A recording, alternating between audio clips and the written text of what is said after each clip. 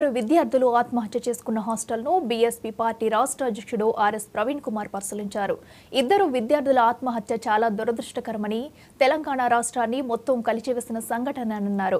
భవ్య, వైష్ణవి తల్లిదండ్రులు రెక్కాడితే గాని డొక్క ఆడని పేద కుటుంబాలని ప్రవీణ్ కుమార్ చెప్పారు. ప్రెజెంట్ ఎమ్మెల్యేల ఇంట్రెస్ట్ అంతా భూముల చుట్టే తిరుగుతుంది కానీ ఈ సాంఘిక సంక్షేమ హాస్టళ్లను పట్టించుకునే నాదుడే లేడని మండిపడ్డారు.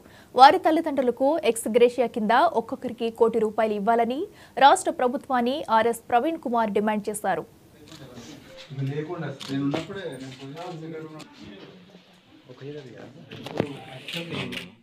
భువనగిరి పట్టణంలో సాంఘిక సంక్షేమ వసతి గృహంలో గత వారం ఇద్దరు అమ్మాయిలు భవ్యశ్రీ తర్వాత వైష్ణవి 10వ తరగతి చదువుతున్న అమ్మాయిలు చాలా దురదృష్టకరమైన పరిస్థితుల్లో అనుమానాస్పదంగా మరి ప్రాణాలు కోల్పోవడం జరిగింది.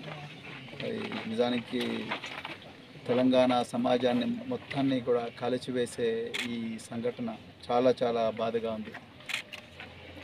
ఈరోజు మరి భవ్యశ్రీ అదేవిధంగా వైష్ణవి వాళ్ళిద్దరు కూడా పేద సామాజిక వర్గాలకు చెందిన వాళ్ళు తల్లిదండ్రులు రెక్కాడితే డొక్కాడనే కుటుంబాలు. ఇలా వైష్ణవి వాళ్ళ తండ్రి మరి వికలాంగుడు, తర్వాత భార్య లేదు, తర్వాత అత్యంత పేదరికంలో బతుకుతున్నారు. అదేవిధంగా మరి భవ్యశ్రీ వాళ్ళ తల్లిదండ్రులు ఇద్దరు కూడా కూలి పని చేసుకుంటూ బతుకుతారు. మరి ఇళ్లలో ఎల్లక హాస్టళ్లలో గత 7 సంవత్సరాల నుంచి పిల్లలను వీళ్ళు చదివిస్తున్నారు. మరి పిల్లలు మాలాగా ఒక ఐపీఎస్ ఆఫీసర్లో, లేకపోతే డాక్టర్లో, ఇంజనీర్లో, లేకపోతే ఒక మంచి మరి సైంటిస్ట్లో అవుతారనే ఆశతోని వాళ్ళ పిల్లలు పెద్దగా అయ్యి వాళ్ళ కాళ్ళ మీద వాళ్ళు నిలబడతారు. వాళ్ళ పేదరికం నుండి మేము ఎట్లాగో మా బతుకులు తెల్లారినాయి, కనీసం వాళ్ళ జీవితాలన్నా బాగుండాలని వీళ్ళందరూ కూడా పిల్లలకు చిన్నతనంలోనే పెళ్ళిళ్ళు చేయకుండా, ఊర్లలో పెట్టకుండా, హాస్టళ్లలో ఎంతో కష్టపడి ప్రేమను త్యాగం చేసి ఇక్కడ ప్రభుత్వం మీద భరోసాతోని ఇక్కడ పెట్టింది. కానీ ఈరోజు జరిగింది ఏందా అంటే ఈ రాష్ట్రం ఒక ఇద్దరు గొప్ప సైంటిస్టులను కోల్పోయింది. ఈ రాష్ట్రం ఒక ఇద్దరు గొప్ప అధికారులు అయ్యే బిడ్డలను కోల్పోయింది. ఈ రాష్ట్రం ఒక ఇద్దరు మరి బిజినెస్ ఉమెన్లను కోల్పోయింది. ఒక గొప్ప ప్రయోజకులు కావాల్సిన ఈరోజు ఈ బిడ్డలు మన మధ్యలో లేరు, చనిపోయారు. సో మరి ఎప్పటి నుంచో ఈ ప్రభుత్వాలకు చెప్తున్నాం.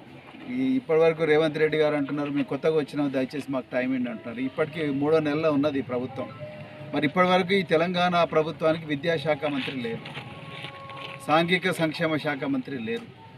సో మరి ఇలాంటి పరిస్థితుల్లో మరి ఈ విద్యాలయాలు కానీ వసతి గృహాలు ఎట్లా నడుస్తా నాకైతే అర్థమవుతలేదు. ఈ తెలంగాణ ప్రభుత్వానికి ఈ విద్యార్థుల మీద ఒక పాలసీ ఉన్నదా? మరి మీరు 6 హామీలు అన్నారు, 6 హామీలలో విద్యార్థి చేయూత అన్నారు. ఇంతవరకు విద్యార్థి చేయూత కాదు కదా, విద్యార్థులు చచ్చిపోయే పరిస్థితి వచ్చింది. ఆ 2 పిల్లలు చనిపోయారు. మొన్న పోయిన నెలలో ఇంకొక గురుకుల పాఠశాలలో ఇంకొక అమ్మాయి, డిగ్రీ కాలేజ్ అమ్మాయి సూసైడ్ చేసుకున్నది. ఇట్లా గత ప్రభుత్వంలో సూసైడ్లు జరుగుతున్నాయి, మా పిల్లలకు రక్షణ లేదు, మా పిల్లల పరిస్థితి బాగలేదు, మా పిల్లల అన్నాలు బాగలేవు అని చెప్పి